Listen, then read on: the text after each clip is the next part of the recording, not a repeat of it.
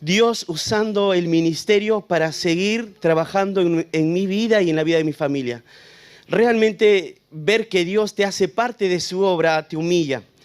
Y bueno, hemos visto algunas imágenes. Por ejemplo, el año pasado, en el mes de junio, teníamos que tomar una decisión porque ya no estábamos en ese primer salón que ustedes vieron. Y justamente siempre hemos visto que nos ha llevado hasta el límite para que Dios siga trabajando en nuestra fe. No encontrábamos un salón y bueno, Dios permitió que una familia que no nos conocía, un matrimonio que no nos conocía, alguien le compartió de nosotros que estamos comenzando una iglesia, me llama y me dice: Samuel, nosotros tenemos un lugar donde poder prestarles el salón. Y así que del lugar donde estábamos haciendo en Santa Anita el ministerio, y ahora tuvimos que trasladarnos a otro distrito, y ahí empezamos otra vez a juntarnos ahí como iglesia.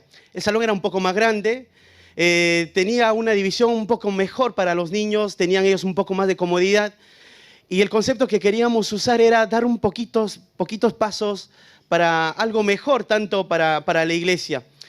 Y bueno, algo que Dios ha bendecido en ese tiempo ha sido que hemos podido juntar las ofrendas que íbamos levantando, y nosotros teníamos en plan el año pasado, en el mes de diciembre, tener que salir de ese local que nos estaban prestando. Este matrimonio, a la vez que nos prestaba el salón, ellos querían integrarse de a poquito a la iglesia, conocernos, nos hacían preguntas del ministerio que hacemos, nos hacían preguntas de muchas cosas, como que querían saber la teología que tenemos, los principios de iglesia que tenemos. Y fue lindo que en ese proceso el viaje misionero de Eduardo fue afirmando en ellos quiénes éramos nosotros. Así que fue en diciembre, cuando ya teníamos que entregar el salón, nos sentimos otra vez en esa disyuntiva: ¿qué hacemos ahora? Y fue buscar salón. Busqué mucho en el lugar donde estábamos comenzando a hacer el ministerio, no encontramos. Y luego, donde no creía que iba a haber, comenzamos a buscar, y realmente los precios son muy elevados allá. Y encontramos un salón que costaba alrededor de $2,000 mensual. Y era un salón donde se prestaba las condiciones para poder hacer el ministerio. Pero era $2,000 mensual y nadie podía pensar que ese lugar iba a ser el lugar. Bueno, lo dejamos ahí, bueno, en este caso lo dejé ahí de estar pensando en eso, y comenzamos a buscar otro lugar y no encontrábamos. Y venía a mi mente esa imagen de ese salón. Y decía, y la propiedad, de cómo estaba también edificado los saloncitos. Y decía: Señor, bueno, voy a hacer una llamada más y vamos a ver qué sucede. Y le voy a decir a la señora que ella me puso el precio, ahora yo le voy a poner el precio. Bueno, ella seguro va a ver el video, si es que se va a subir, y va a saber cómo pasó todo eso. Así que yo la llamé y le dije: mira, nosotros no tenemos la cantidad que nos pides, usted desea alquilarlo de manera mensual con esta cantidad. Me parece que no lo ha alquilado hasta ahora, por eso está ahí en alquiler. Pero nosotros podríamos pagar hasta $200 mensual, no, $70 mensual. Sí, $70, no, perdón, sí, $70 por semana. Es lo que podíamos pagar. Y ella se quedó callada y me dijo: bueno, déjame ver, evaluarlo. Y era una cifra de $2,000, $70. Y me quedé, bueno, en ese momento comencé a orar. Y justo el equipo de Argentina estaba con Jorge Aguali y todos estaban visitándonos. Ellos me vieron en ese momento cómo estaba orando, reaccionando, hablando con ellos, que estén orando por la decisión que ellos tenían, la señora tenía que tomar. Así que la señora en algún momento me vuelve a llamar y me manda un mensaje, y leo el mensaje y dice: bueno, podríamos nosotros bajar, y me puso un precio de 2,800 soles. Y era muy caro. Pero no, así como ustedes, yo lo interpreté y había leído mal. Dije: no, 2,800 es mucho, pero veo bien, era no 2,800, era 280 soles. Y nosotros nos pusimos muy contentos, pero me puso: no lo vamos a alquilar de manera mensual, solamente los domingos. Y así que ahora tenemos un salón, y el salón tiene 340 metros cuadrados. Nos prestan los salones para los niños, nos prestan el auditorio, y fue lindo Dios lo que está haciendo. Estuvimos orando por un equipo ya hace muchos años. Han venido equipos misioneros a acompañarnos en la evangelización y también en algún momento en los discipulados. Pero queríamos un equipo que esté con nosotros por lo menos un año. Este matrimonio que estaban conociéndonos en diciembre, el 31 de diciembre, tuvimos una charla con ellos y el hombre me dice, mira, yo quiero decir a la misión por la cual yo trabajo qué voy a hacer este año. Y nosotros le dijimos en qué podría colaborar él. Y bueno, ellos decidieron todo este año ser misioneros de su ministerio hacia nuestra iglesia. Así que hay un matrimonio, ellos son muy conocidos ahí en Lima y ahora están viniendo a nuestra iglesia a servir. Pero estábamos orando por personas que vengan de Argentina con el mismo ADN, con la misma identidad que nosotros somos. Así que fue lindo ver cómo Dios llamó a Christopher y su familia y todo el proceso que ustedes saben que él tuvo para ir para allá. Y cuando llegó Christopher fue realmente una bendición de Dios y lo que él nos esperaba era lo que seguramente les había dicho, que yo iba a venir un mes para acá. Así que él estaba llegando y llegó a casa, se quedó casi más de una semana con nosotros. Él no tenía ningún lugar donde estar todavía porque no podíamos. Bueno, ahí hay un problema con los extranjeros y por el mal testimonio que están dejando los venezolanos, que no, a ningún extranjero están alquilando o rentando departamentos. Y así que Dios fue fiel también en eso y Dios permitió que podamos alquilar para Christopher un lugar muy apropiado, un lugar donde las familias que nosotros estamos influenciando viven muy cerca y también un lugar donde él pueda hospedar a otras personas. Así que Dios le ha regalado ese privilegio a Christopher y de aparte Dios le ha equipado. También ustedes saben que Dios ha provisto todo lo que él necesitaba para poder estar ahí. Pero no solamente esa parte, sino saber que Dios ahora no es un solo matrimonio que nos está colaborando, sino hay un matrimonio que tiene la misma identidad, el mismo ADN, la misma pasión, el mismo concepto del discipulado, que es Christopher, con su familia y están con nosotros. Y como Mati dijo, el pastor, es una extensión de San Justo y verlo a Christopher era ver características de ustedes, el charlar con ustedes, la comida de Argentina, así que yo no lo comí aquí, sino allá con él, las milanesas que él hacía y todo, y fue especial ese tiempo. Ahora esto recién empieza, porque este año queremos dar pasos importantes dentro del ministerio. Vieron que hay conferencia de pastores, este sería la cuarta conferencia que vamos a hacer. Y nosotros estamos orando para que cada año hacer algo mejor. Así que si quieren orar sería por la conferencia de pastores en el mes de mayo, 15 y 16 de mayo sería la conferencia para pastores. Y como les decía, queremos dar pasos un poquito más hacia adelante. Oren por esta actividad. Y otro paso que queremos dar como iglesia es empezar a hacer la reunión de varones.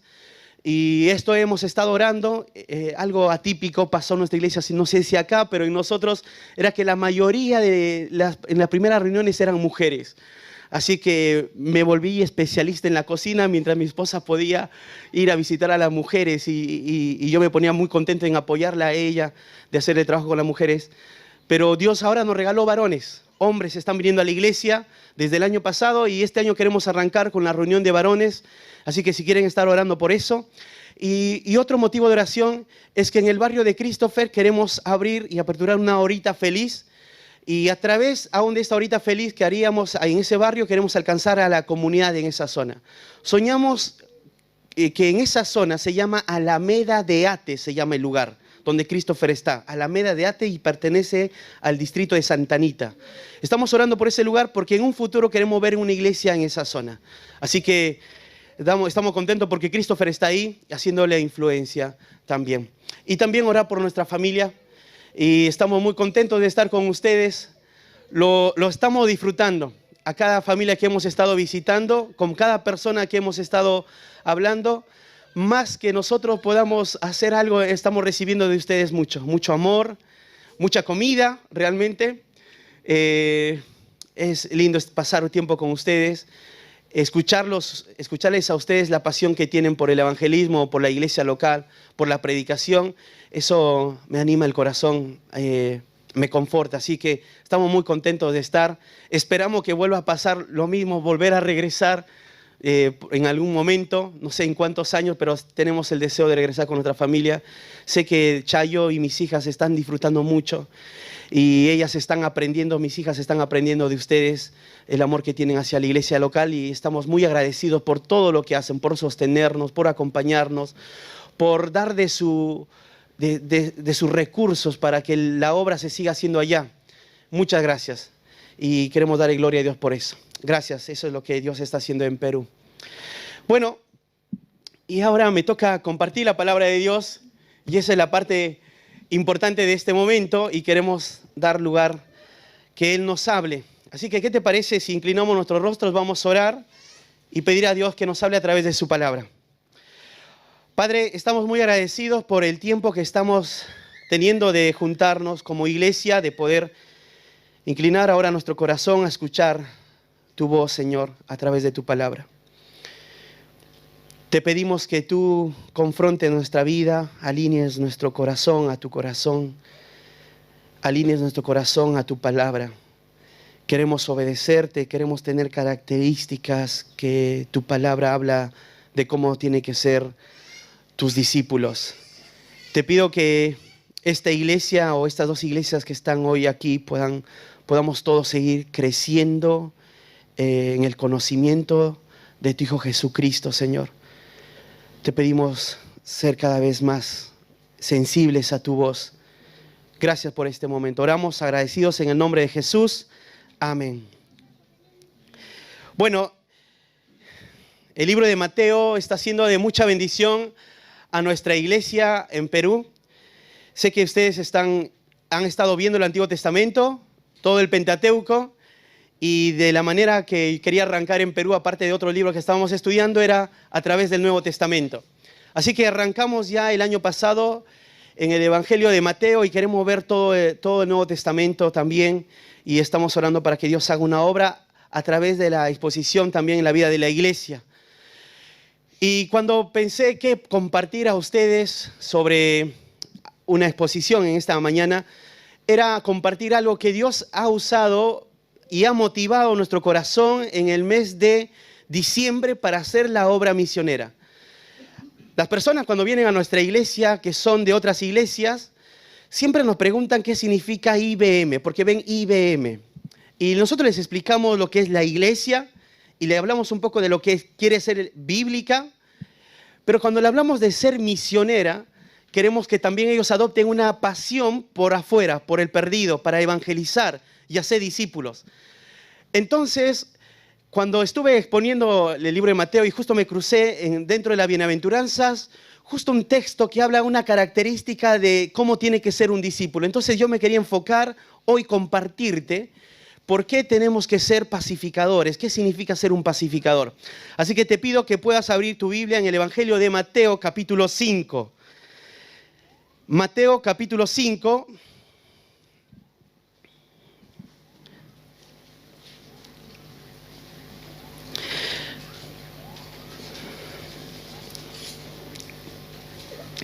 Dice el versículo 1, viendo la multitud, subió al monte y sentándose vinieron a él sus discípulos.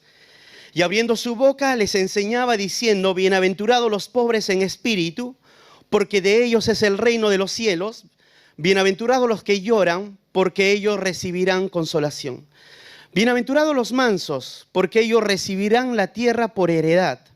Bienaventurados los que tienen hambre y sed de justicia, porque ellos serán saciados. Bienaventurados los misericordiosos, porque ellos alcanzarán misericordia. Bienaventurados los de limpio corazón, porque ellos verán a Dios. Bienaventurados los pacificadores, porque ellos serán llamados hijos de Dios. Bienaventurados los que padecen persecución por causa de la justicia, porque de ellos es el reino de los cielos. Bienaventurados sois cuando por mi causa os vituperen y os persigan y diga toda clase de mal contra vosotros, mintiendo. Gozaos y alegraos, porque vuestro galardón es grande en los cielos, porque así persiguieron a los profetas que fueron antes de vosotros. El texto que vamos a estudiar justamente está en toda esta sección de las bienaventuranzas. Pero para poder pensar un poquito de lo que está pasando en ese momento, tenemos que ir un poquito del contexto de lo que está sucediendo. Bueno, Si ustedes han leído un poquito del Evangelio, o se les gusta investigar, habrán visto que cuando Jesús, en el nacimiento de Jesús, María y José decide, después que él oye el mensaje del ángel, él tenía que ir hasta Egipto, o huye a Egipto él. Y luego cuando muere el rey que procuraba la muerte del niño, ahora lo que va a hacer José es subir con su familia. Pero donde se va a situar no es en Jerusalén, ahora él se va a situar muy al norte, lo que es Capernaum. Y sabe que Jesús, la mayor parte de su ministerio va a ser en esa zona, en Capernaum. Más de 2 años va a estar él ahí. Y todo lo que nosotros vamos a estudiar un poquito sucede después, más o menos 1 año después de la muerte de Juan el Bautista. Jesús está enseñando, si ustedes ven el capítulo 4, la parte cómo termina, dice que habían de muchas ciudades que iban a ver a Jesús. Porque no se veía y no era común ver a un hombre como Jesús. ¿Por qué? Porque la enseñanza que él daba, la forma como él enseñaba la doctrina era distinto a lo que ellos habían escuchado hasta ese momento, la de los escribas y fariseos. Y la manera como Jesús exponía la escritura, cómo la impartía, les llamaba mucho la atención. Y no solamente eso, si tú también lees el capítulo 4 al final vas a ver que Jesús hace muchos milagros. Entonces mucha gente vio a un hombre que hacía milagros y de muchas ciudades, más de 10 ciudades, van a ver lo que está aconteciendo. Y Jesús está haciendo esto, haciendo milagros, enseñando de una manera correcta, y esto les llama la atención a mucha gente. Ahora, Jesús es un gran maestro. Como un gran maestro, lo que él quiere es ahora enseñar lo que ellos tenían que entender, cómo se tiene que vivir en el reino que ellos estaban esperando. Bueno, este mensaje de las bienaventuranzas y todo lo que es el Sermón del Monte, tendríamos que verlo de esta manera. No solamente aplicarlo hacia un futuro, que un día Jesús va a venir a reinar, porque es verdad, él va a reinar y él va a legislar de ahí desde Jerusalén, él va a legislar al mundo y no va a haber, y creo que no hay hasta ahora un hombre así, y es que el hombre pecador, pero cuando Jesús legisle desde aquel lugar, realmente va a ser un rey magnífico, ¿no? Y va a impartir justicia. Y Jesús va a estar ahí. Estos hombres están esperando el reino. Y lo que Jesús quiere hacerles es enseñarles cómo tiene que ser el carácter y cómo se tiene que vivir dentro de ese reino. Pero bueno, sabemos que ese reino se ha pospuesto. Pero Jesús no dejó de reinar.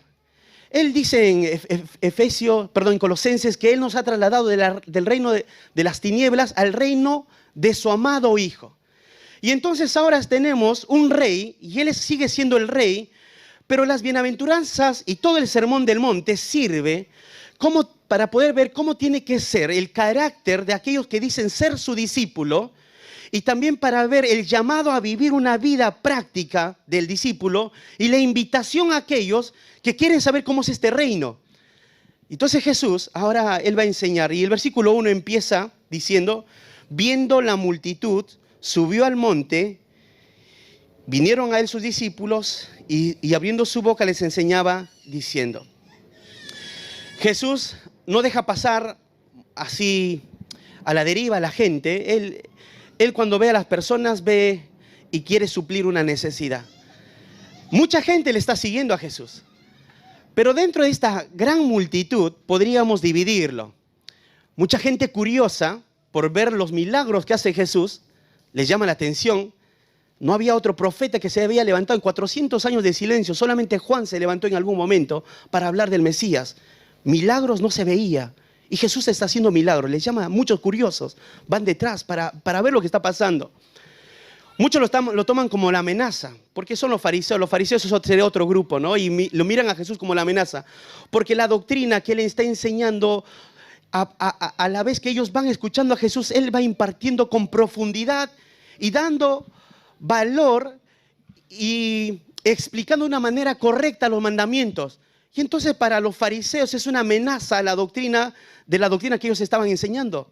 Y también había mucha cantidad ahí. Pero había un grupo muy reducido que eran sus discípulos. Aquellos que estaban esperando al Mesías. Aquellos que ya Jesús había llamado a algunos de sus discípulos. Y estaban ahí, escuchando a Jesús. Y ahora dice aquí, viendo la multitud, subió al monte y sentándose vinieron a él sus discípulos. Todo lo que Jesús quiere hacer es no pasar por alto este momento, y lo que quiere es suplir una necesidad muy grande. Él es un gran maestro, y como gran maestro, él va a enseñar. Y cuando dice, por ejemplo, abajo dice, abriendo su boca, ese es el concepto de él abre su corazón, lo más profundo de él, para comenzar a hablar. Nosotros los expositores, o los que salimos adelante a compartir la palabra de Dios, lo que usamos es el texto para poder explicar lo que dice la Biblia y esforzarnos todo lo posible para traer el correcto sentido y aplicar a la iglesia, a nuestra propia vida. Pero Jesús es distinto a nosotros, porque Él no tiene pecado. Él es el Logos, Él es la palabra viva. Y Él va a abrir su boca, el mismo Dios hecho hombre. Él ahora va a hablar. Eso es grandioso. Y Jesús, como es un gran maestro, Él se va a sentar. ¿Sabes? Las características de los rabinos en aquel momento, cuando iban a enseñar, ellos tenían que sentarse y comenzar a enseñarlo. Jesús va a tomar esta postura, se va a sentar, pero dice, se va a sentar en un monte. Frente a ese monte está el mar de Galilea. Y el mar de Galilea corre viento y se hace aún formidable el momento para esta exposición. El sonido es acústico, Jesús no tiene que gritar, solamente tiene que hablar. Los discípulos están atentos queriendo escuchar lo que Él va a enseñar. Los fariseos lo ven como una amenaza porque todo lo que va enseñando es de una manera correcta y están siendo desenmascarados estos hombres. Y hay gente curiosa tratando de entender lo que está pasando.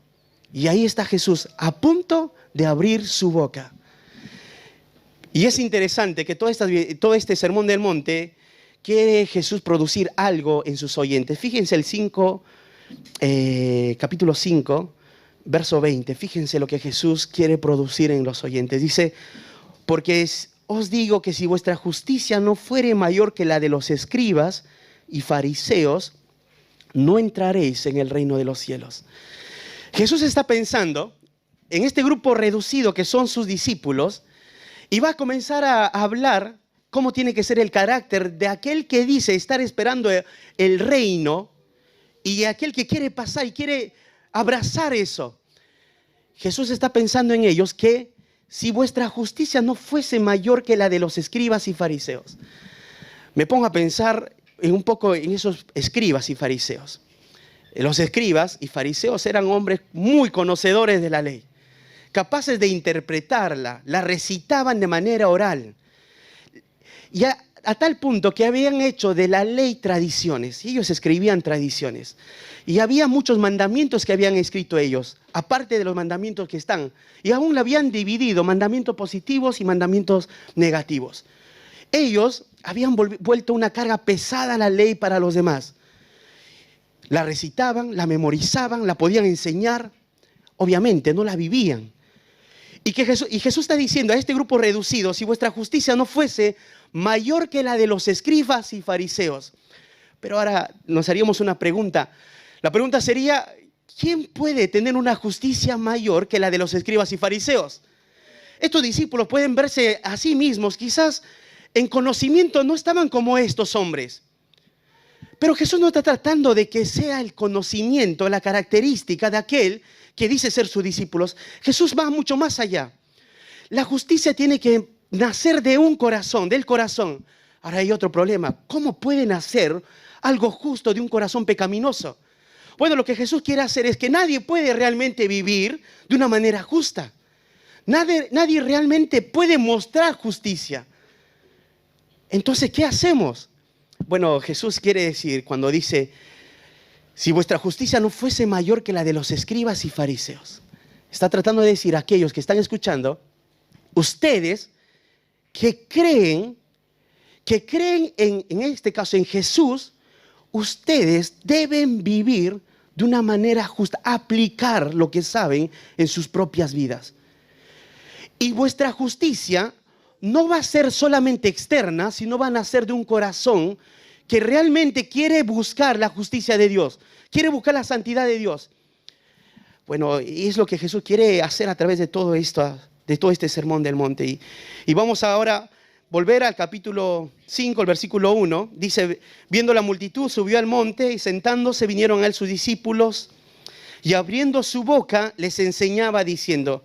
Antes de llegar al texto, quiero pasar por todas las bienaventuranzas de una manera rápida. Dice así, bienaventurados los pobres en espíritu, porque de ellos es el reino de los cielos. Y cuando piensa acá Jesús, bienaventurados los pobres en espíritu, ahí la palabra pobre es el concepto de un indigente. Jesús está diciendo, aquel que quiere ver el reino, tiene que verse en una bancarrota. Espiritualmente no es nada. No es aquel que puede pararse delante de Dios y mostrar su justicia, su propia justicia. Y este hombre que haga eso, este hombre no es ese hombre bienaventurado, sino el hombre bienaventurado es aquel pobre, el que ve su pobreza espiritual, no es nada. Dice Jesús, este hombre es feliz. Feliz es aquel hombre que dice, ve su pobreza espiritual. Y dice, porque de ellos es el reino de los cielos. Y esta es la actitud cuando uno ve su condición más profunda, que está en la bancarrota y no puede hacer nada para salir de ese estado en el que está. ¿Sabe que nosotros somos en un sentido miserables, que hemos encontrado pan, nada más el pan que es Jesús, y hemos comido de ese pan y ahora podemos gustar y ser salvos, participar de su naturaleza? Nadie aquí, ninguno aquí puede pararse delante de Dios y mostrar su propia justicia. Somos pobres. Y aquel hombre, dice Jesús, solamente aquel hombre que se ve pobre en la bancarrota, ese hombre es feliz. Y ahora va más allá, dice el versículo 4, bienaventurados los que lloran, porque ellos recibirán consolación. Y el concepto de llorar no es ese concepto cuando yo estuve ahí sollozando un poco y viendo la imagen. Ese llorar no es lo que Jesús está hablando. Jesús está hablando aquí a aquel que ve su pecado y ve la condición en la que está en la miseria. Lo único que ahora va su corazón a hacer es, viendo que está en la bancarrota espiritualmente, llora. Llora por su pecado, porque no puede hacer nada. Se siente indigno de poder dar un paso más, porque no puede hacer nada. Y Jesús está pensando en este hombre. Ese hombre es feliz. Ese hombre es feliz porque dice, bienaventurados los que lloran, porque ellos recibirán consolación. El versículo 5 dice, bienaventurados los mansos, porque ellos recibirán la tierra por heredad. ¿Y quiénes son estos hombres mansos? Bueno, si te das cuenta, como Jesús es un gran maestro, Él está subiendo de manera gradual a algo que Jesús quiere llevar a su audiencia, en este caso a los discípulos. Y de manera gradual es así. Primero empieza que te tengas que ver en la bancarrota. Espiritualmente tú no eres nada. Estás ahí, miserable, no hay digno nada de nosotros. Cuando veas esa actitud, tengas esa actitud y te veas en ese estado, lo único que ahora va a producir en tu corazón es llanto por lo que tú eres. Soy un pecador. Ese concepto de llorar también me hace pensar que no soy nadie para estar viendo la vida. No soy nadie para estar juzgando de una manera unilateral el pecado de mi hermano de una manera egoísta.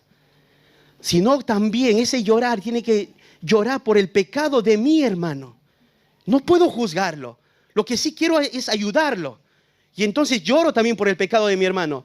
Y ahora cuando me veo pobre en la bancarrota, ahora lloro por mi pecado, lloro por el pecado de mi hermano. Ahora tengo el corazón correcto para ser un manso, ser humilde. Y con humildad me quiero acercar a Dios. No hay nada digno de mí, en mí. Y este hombre dice, bienaventurados los mansos, porque dice, ellos recibirán la tierra por heredad. Un manso también es el concepto de un hombre que tiene poder sobre sí mismo. Es un hombre equilibrado, humilde. Ese es ese hombre manso. Y dice el versículo 6, bienaventurados los que tienen hambre y sed de justicia. Este hombre se vio pobre, en la bancarrota, llora por su pecado.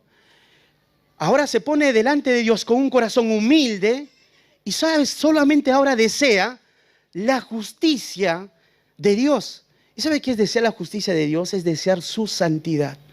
Este hombre ahora no quiere algo, pero lo único que puede saciar todo eso es Dios y desea la justicia de Dios. Y dice el versículo, bienaventurados los que tienen hambre y sed de justicia.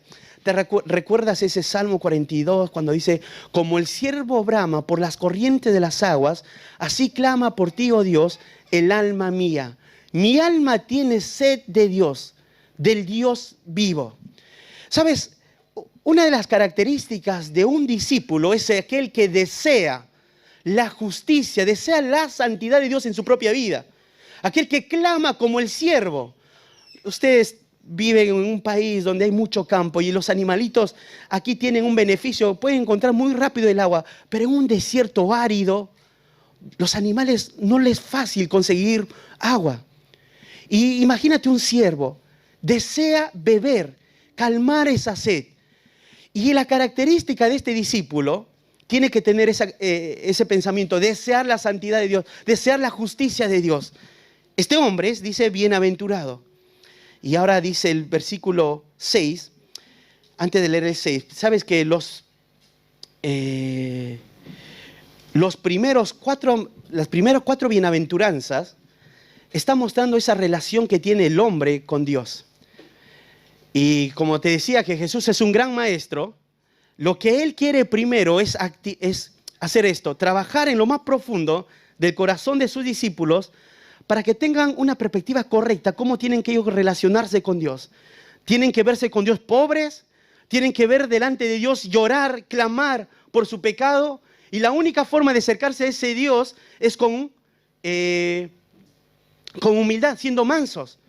Pero hay otra característica que tiene que tener el hombre, es desear la justicia de Dios, desear la santidad. Una vez teniendo este alineamiento del hombre con Dios, ahora sí, él puede ver a los demás, ver a su prójimo. Y dice acá el versículo 7, dice, bienaventurados los misericordiosos, porque ellos alcanzarán misericordia.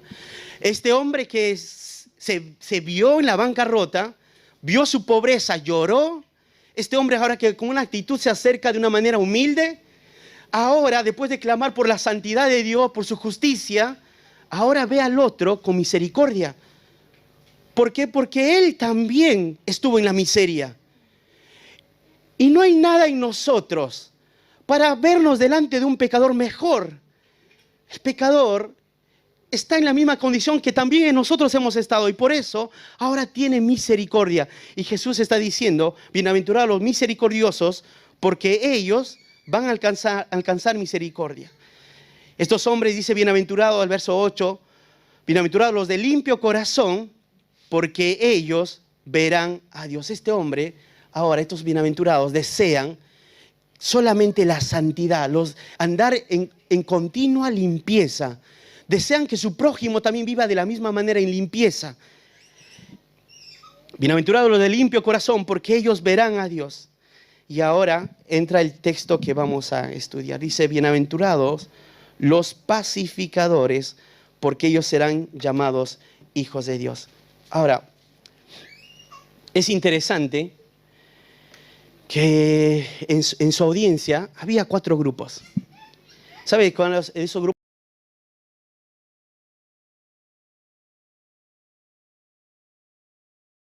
lo mencioné en algún momento, hace momentitos, alguno de ellos. Por ejemplo, estaban los celotes. Los celotes querían traer paz a la sociedad a través de la revolución. Ellos querían salir de estar subyugados de los romanos y traer libertad. Y estaban los celotes. Y en ese grupo había también estos hombres. Había otros hombres como que estaban los esenios. Los esenios decían, puede haber y un hombre puede tener paz cuando sale de la sociedad y se va fuera de la sociedad para estar él solo, como un ermitaño, como un asceta ahí, buscando la paz. Jesús está diciendo, bienaventurados los pacificadores. Estos hombres están escuchando. Cuando Jesús está diciendo, bienaventurados los pacificadores, porque ellos serán llamados hijos de Dios. ¿Quiénes son estos hombres? ¿Por qué Jesús está diciendo, bienaventurados estos hombres? Así que, bueno, yo lo puse en tema cuando me tocó exponer solo este texto, era el gozo de los pacificadores. ¿Y cuál es este gozo que tienen los pacificadores? Volvemos a leer esa partecita, dice bienaventurados. No sé si en algún momento lo escuchaste, pero a mí me gusta repetirlo cuando pienso en estos textos. Y este texto te dice bienaventurados. Y la palabra bienaventurados en el griego es makarios, que quiere decir doblemente feliz o dichoso. Traté de buscar una palabra para no decir lo mismo que ellos dicen, pero no sacar el concepto. Y hablaba de un gozo profundo. ¿Quién es este hombre que tiene ese gozo profundo, esa dicha? Esos son los bienaventurados. Pero hay algo interesante acá. Dice bienaventurados los pacificadores. O sea, hay un grupo muy grande. Y de ese grupo muy grande, solo hay un grupo reducido que tienen estas características de ser pacificadores. Y a esos les va a decir, bienaventurados los pacificadores, dice porque ellos serán llamados hijos de Dios. Vivimos en una sociedad que a veces nos da una mala lectura a quién podemos llamar ser pacifista o un pacificador. ¿Sabes que después de la Segunda Guerra Mundial, casi llegamos, después de la Segunda Guerra Mundial hubo una alarma? En la Segunda Guerra Mundial, la forma de cómo Estados Unidos venció, lo voy a decir, usar esta palabra, usó la bomba atómica. Y ahora imagínate que un país tenga esta herramienta o este armamento. Ahora era un peligro para la humanidad. Entonces, desde la Segunda Guerra Mundial, lo que ha pasado es muchas organizaciones se han creado con el fin de que el hombre no llegue a su exterminio, para que pueda haber paz. Y no sé en esta comunidad en Argentina, pero en mi país también está trabajando para traer paz a la sociedad. Vivimos en una sociedad muy corrupta, una sociedad donde los hombres son perversos, no cumplen las leyes, y ahí están el Ministerio de Justicia para tratar de traer paz a la sociedad. Y la lectura que nos da el mundo, estos hombres son los pacificadores. Pero ¿será que Jesús se está refiriendo a estos hombres como los pacificadores que son felices? Bueno, en un sentido no está mal. Ellos tratan de hacer lo que a su parecer es correcto. Pero Jesús no se está refiriendo a estos tipos de hombres. No se está refiriendo a un hombre que está tratando de traer paz de manera unilateral, paz al mundo. ¿Sabes por qué? Porque la paz no puedo desasociar con la justicia. Si yo quiero traer paz, obligadamente tengo que ser justo. Entonces los hombres, al querer traer paz, tendrían que ser justos. Pero hagámonos una pregunta. ¿Hay algún presidente justo que tuvieron ustedes? ¿Sabes? Tenemos 4, si no me equivoco, presidentes de nuestro país que están en la cárcel. Somos, creo, el primer país que pone a los presidentes en la cárcel. Tenemos 4 exmandatarios en la cárcel. No hay ninguna persona justa. Como el corazón es pecaminoso, es pecador, no puede traer paz. Entonces, ¿quiénes son estos hombres que pueden traer paz? ¿Quiénes son estos hombres que pueden disfrutar de un gozo completo, de ser dichosos? Bueno, Jesús lo va a decir. ¿Quiénes son estos hombres? ¿Quiénes son estos hombres dichosos que pueden traer paz? Hay un texto que está en Proverbios 10:10, si quieres buscarlo. Proverbios 10:10.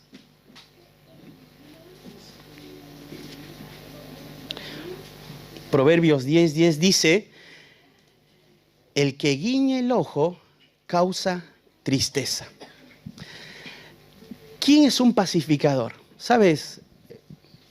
Hay que entender que lo que Jesús ha estado construyendo en las bienaventuranzas es el carácter del discípulo.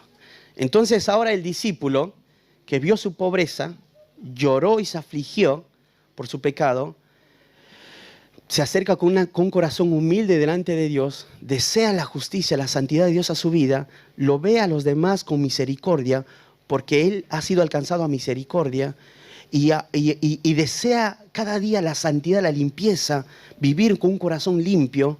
Y ahora este hombre es capaz de poder ser este hombre bienaventurado, de poder ser un pacificador. Y no es aquel hombre, entonces, que guiñe el ojo. ¿Sabes? El texto dice, el que guiñe el ojo causa tristeza. Lamentablemente, hay iglesias, bueno, ¿cómo poder decirlo? Viene a mi mente iglesias y, por ejemplo, en mi adolescencia, te quiero contar un poquito para así hacerlo más práctico. Las actitudes negativas que tenía, mis líderes solamente me guiñaban el ojo. Y nadie venía a mostrar mi pecado. Es triste ver que cuando alguien peca, solamente te guiña el ojo. Dice, no pasó nada. No hay problema. Es triste ver dentro de una familia, cuando un hijo peca, tu hija peca, dicen, ya le va a pasar. No hay problema con eso. ¿Sabe quién? Este hombre bienaventurado es aquel que va a ver en su prójimo su pecado y va a querer que en él también esté la justicia de Dios. Entonces no va a ver de manera unilateral, de una manera egoísta, porque a mí me dañó, porque a mí me falló, sino él va a querer que haya paz en él también. Y lo que va a hacer es, contrario a guiñar el ojo, es poder ponerse entre él y su pecado y decir, esto estuvo mal. Ahora les hago una pregunta. Hay un texto en Proverbios, antes de la pregunta, hay un texto en Proverbios que dice, corrige al sabio, ¿y qué pasa? Será más sabio, te amará. Corrige al necio y te odiará. Ahora, nosotros como cristianos estamos aún para ponernos aún en esos necios, y sé que ellos van a producir esto, no nos van a amar. Pero tengo que ponerme ahí para mostrar el pecado. Y ser un pacificador es aquel que se pone en medio de la parte inmoral de una familia, pararme yo y decir, esto no está bien. Ahora me pongo, porque esto es pecado. Y lo que en ese momento estoy ocasionando, en vez de paz, ¿qué es?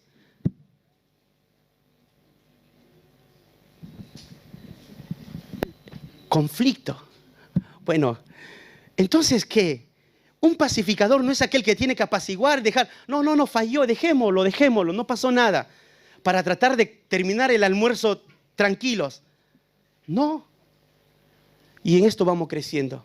Ser un pacificador es aquel que se pone entre su prójimo y su pecado y trata de alinearlo, trata de que su hermano pueda ver su propio pecado. Ser un pacificador va a ser aquel que va a producir en el otro que le mire con ira, quizás porque le está diciendo su pecado a su hermano. ¿Y te acuerdas que Jesús dijo así? Yo no vine a traer paz, sino que vino a él a traer disensión, a poner entre el padre con su hijo, entre la hija contra su madre, entre la nuera contra su suegra. No, ¿acaso Jesús no es un pacificador? Él es un pacificador, pero es un pacificador distinto al criterio que nosotros tenemos. Él es justo, y como Él es justo, Él quiere la justicia. Entonces no puedo desasociar la paz con la justicia. Y para que mi hermano pueda gozar paz, pueda tener la paz, voy a tener que mostrar la justicia. Entonces, a la medida que yo muestro la justicia a mi hermano, estoy causando en él conflicto. Y ese conflicto que voy causando, solo hay un deseo en mi corazón, ¿no? Tenemos un deseo en el corazón, que ese hermano pueda reconocer su pecado.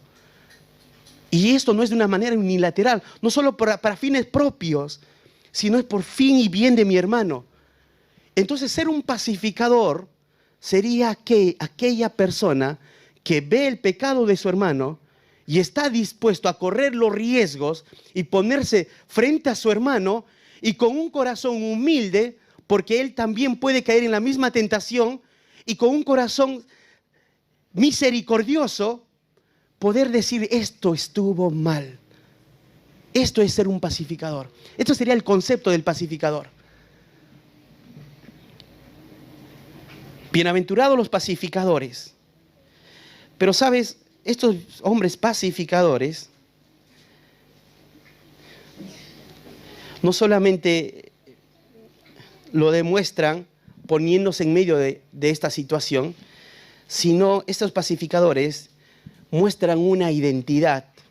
El versículo no termina ahí. Fíjate, el versículo dice, bienaventurados los pacificadores, dice, porque ellos, ¿cómo van a ser llamados? Hijos de Dios. Es interesante que a nosotros nos llaman cristianos.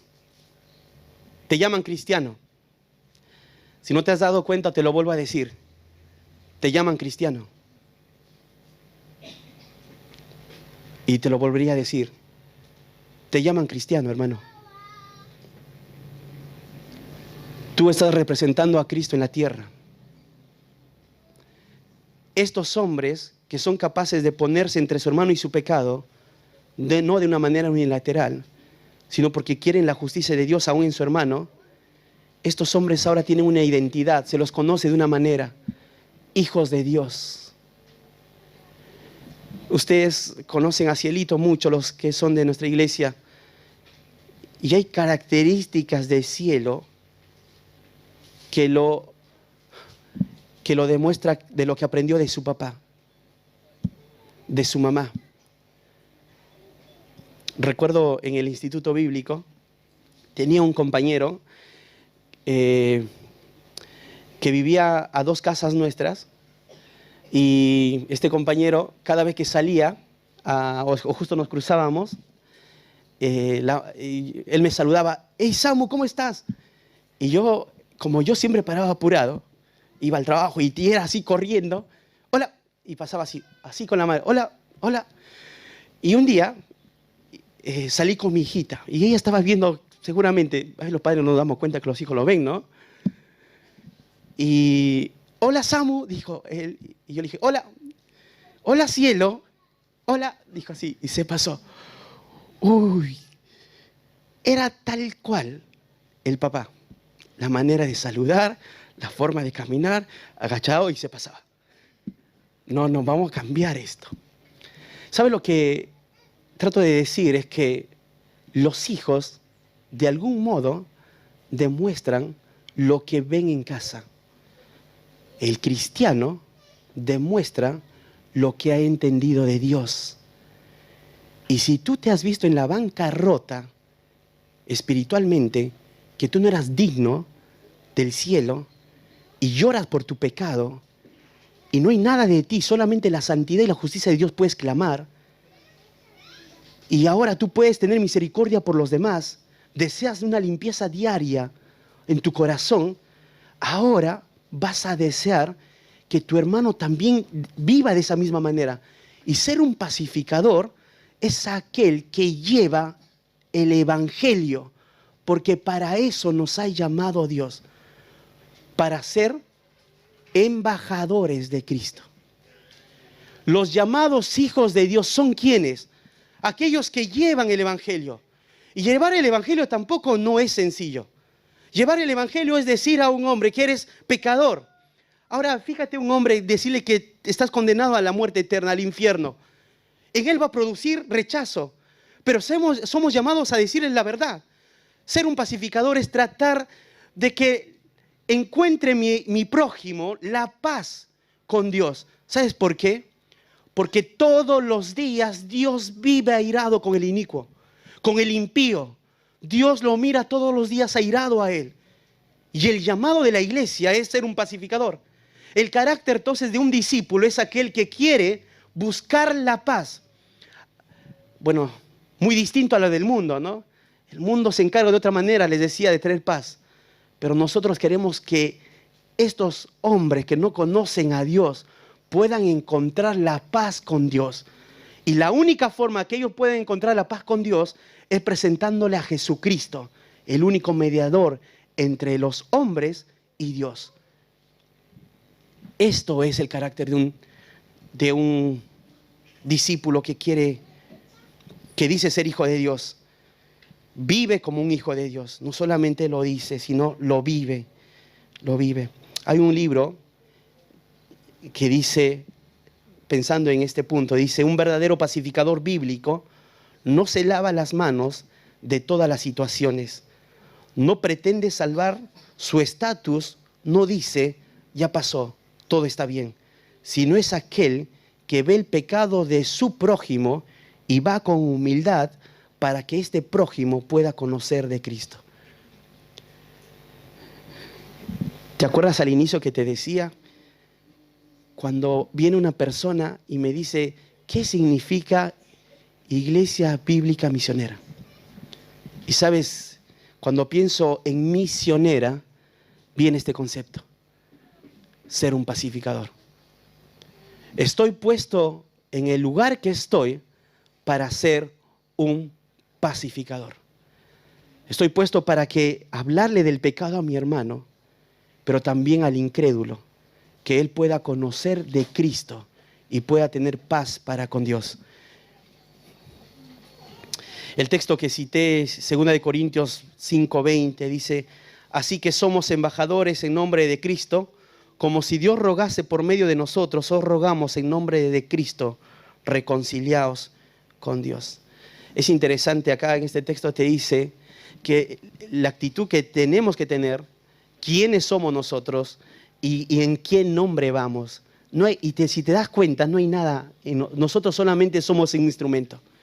Solamente somos aquellos voceros que vamos afuera a hablar del Evangelio. Y entonces, ahora puedo ser ese pacificador. Es hermoso ver iglesias como ustedes, hermanos, que nos inspiran a nosotros. Nos inspiran a hacer lo mismo que ustedes hacen.